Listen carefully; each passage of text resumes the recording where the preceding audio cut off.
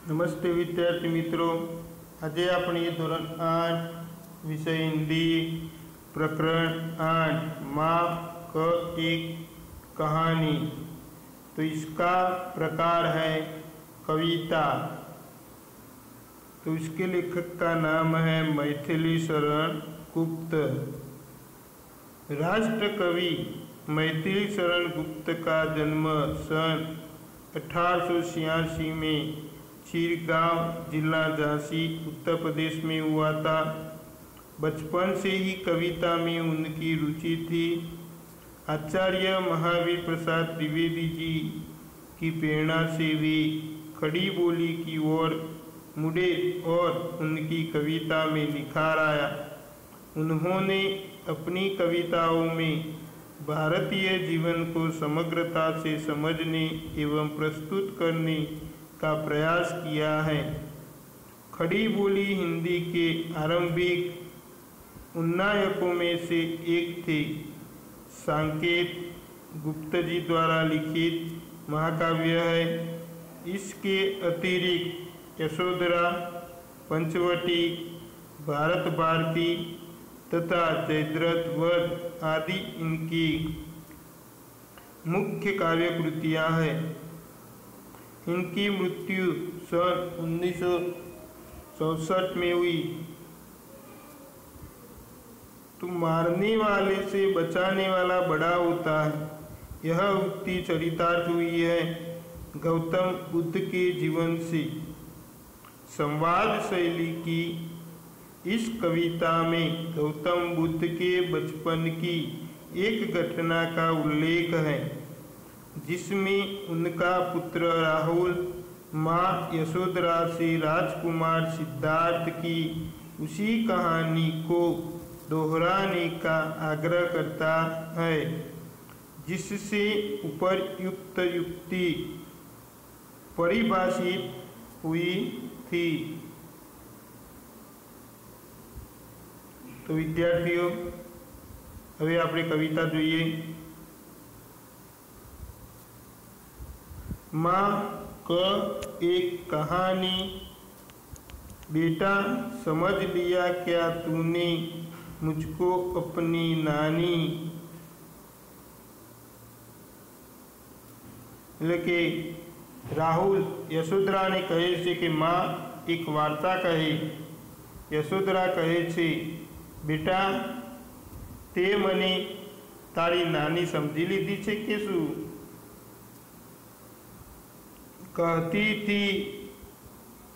कहती है मुझसे यह चेटी, तू मेरी नानी की बेटी।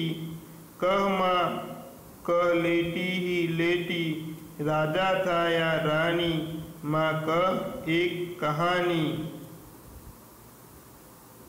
लेकिन आ चेटी એટલે કે દાસી। તો આ દાસી મને કહે છે કે તું મારી નાનીની દીકરી છે, એટલે કે તું મારી નાની ભલે ન હોય પણ તેમની દીકરી તો છે ને, એટલા માટે માં વાર્તા સંભળાવને।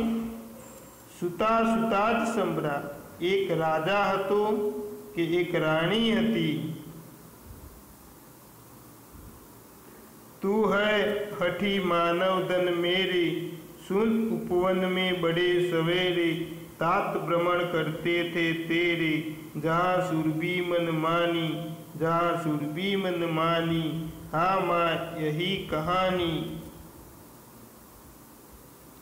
लेकिन मारा दीकरा तू खूब अठीलो छे, भले तो सांभळ।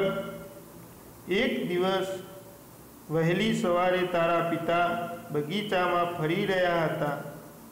વાતાવરણમાં મનગમતી સુગંધ ફેલાયેલી હતી। ત્યાં મનગમતી સુગંધ ફેલાયેલી હતી। હા માં આ જ વાર્તા સંભળાવ।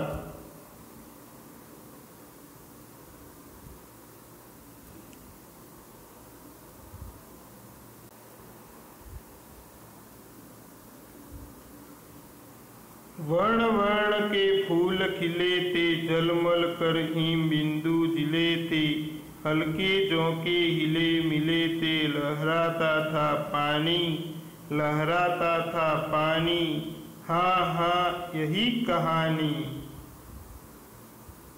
એટલે કે વર્ણ વર્ણ કે ફૂલ ખીલે એટલે કે બગીચામાં ભાત ભાતના રંગોના ફૂલ ખીલ્યા હતા, તેમના પર ઝાકરના બિંદુ ચમકી રહ્યા હતા। હવાની ધીમી ધીમી લહેરતી ફૂલ હાલી રહ્યા હતા, તેમના પર પાણી લહેરાતું હતું। રાહુલે પૂછ્યું, શું તેમની પર પાણી લહેરાતું હતું? હા માં, મારે આ જ વાર્તા સાંભળવી છે।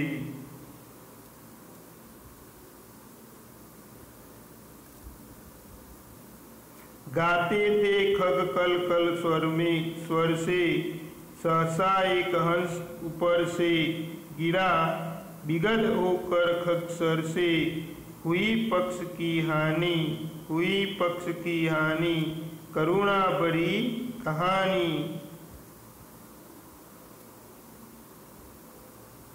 એટલે કે પક્ષી મધુર સ્વરમાં ગાઈ રહ્યા હતા। અચાનક એક હંસ ઉપરથી નીચે પડ્યું। તે પક્ષી બાણથી વિંધાઈ ગયું હતું। તેની એક પાંખ ઘાયલ થઈ ગઈ હતી। દુઃખી થઈને રાહુલે પૂછ્યું, શું પાંખ ઘાયલ થઈ ગઈ હતી? આ તો બહુ કરુણ વાર્તા છે। चौक उन्होंने उसे उठाया, नया जन्म सा उसने पाया, इतने में आंखें तक आया, लक्ष्य सिद्धि का मानी, लक्ष्य सिद्धि का मानी, कोमल कठिन कहानी।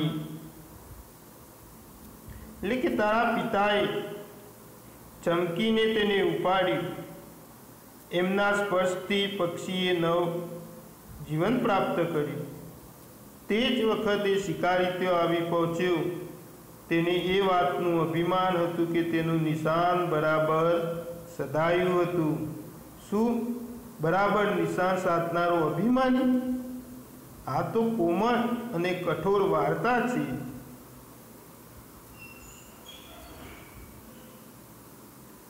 मांगा उसने आहत पक्षी तेरे तात किंतु थे रक्षी, तब उसने जो था खग बक्षी, हट करने की ठानी। એટલે કે ત્યાં શિકારીએ તારા પિતા પાસે ઘાયલ પક્ષી માંગ્યું, પરંતુ તારા પિતાએ પક્ષીનું રક્ષણ કર્યું હતું। ત્યારે પક્ષીઓનું માંસ ખાનારા તે શિકારીએ પક્ષી લેવા માટે હઠ કરી।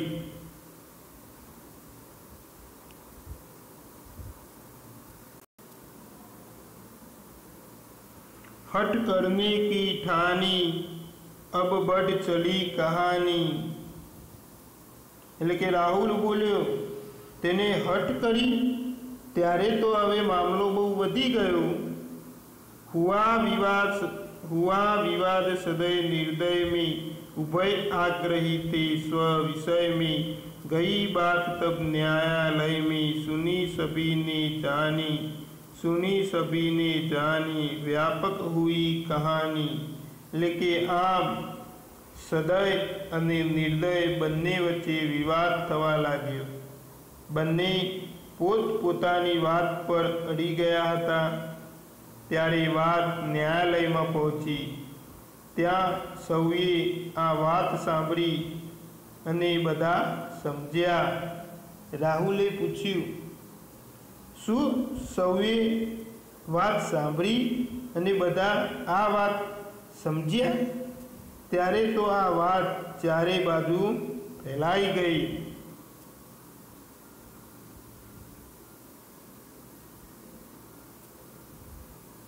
राहुल तो निर्णय कर इसका, न्याय पक्ष लेता है किसका, कह दे निर्भय जय हो जिसका, सुन लूँ तेरी बानी, माँ मेरी क्या बानी, मैं सुन रहा हूँ कहानी। तो यशोधरा कहे છે કે રાહુલ તું આ વિવાદનો નિર્ણય કર અને કહે કે ન્યાય કોનો પક્ષ લે છે. તું નિર્ભય થઈને કહી દે કે આ બાબતમાં વિજય કોનો છે. જરા તારી વાત પણ સાંભળી લઉં. તો રાહુલ કહે છે, માં, હું શું કહું? હું તો ફક્ત વાર્તા સાંભળી રહ્યો છું. કોઈ નિરપરાધ को मारे तो क्यों अन्य न उसे उबारे. रक्षक पर भक्षक को वारे. न्याय दया का दानी, न्याय दया का दानी, तूने सुनी कहानी. એટલે કે જો કોઈ નિર્દોષને મારી રહ્યું હોય તો બીજો તેને શા માટે ન બચાવે? ન્યાય તો એ જ છે કે જેમાં દયા હોય અને જે મારનારનો નહીં પણ બચાવનારનો પક્ષ લે. તો રાહુલે કહ્યું, શું દયા ન્યાય આપે છે? યશોધરા બોલી, તું ખરેખર વાર્તા સમજ્યો છે. યશોધરા બોલી કે બેટા, તું ખરેખર વાર્તા સમજ્યો છે. તો વિદ્યાર્થીઓ, આ કવિતાના લેખક છે મૈથિલી શરણ ગુપ્ત.